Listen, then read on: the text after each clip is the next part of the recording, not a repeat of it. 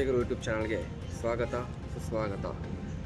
ಶ್ರೀ ಅರ್ಜುನ ಪ್ರತಿಷ್ಠಾಪಿತ ಸೌಮ್ಯ ಚೆನ್ನಕೇಶವ ಸ್ವಾಮಿ ದೇವಾಲಯದ 500 ವರ್ಷದ ಇತಿಹಾಸ ಈ ದೇವಾಲಯಕ್ಕೆ.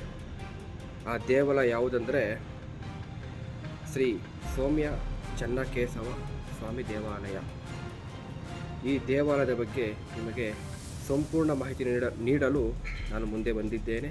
ಪ್ರತಿಯೊಬ್ಬರು ನಮ್ಮ ನಮಸ್ತೆ ಗುರು ಯೂಟ್ಯೂಬ್ ಚಾನಲ್ನ ಸಬ್ಸ್ಕ್ರೈಬ್ ಮಾಡಿ, ಶೇರ್ ಮಾಡಿ, ಲೈಕ್ ಮಾಡಿ, ಕಾಮೆಂಟ್ ಮಾಡಿ.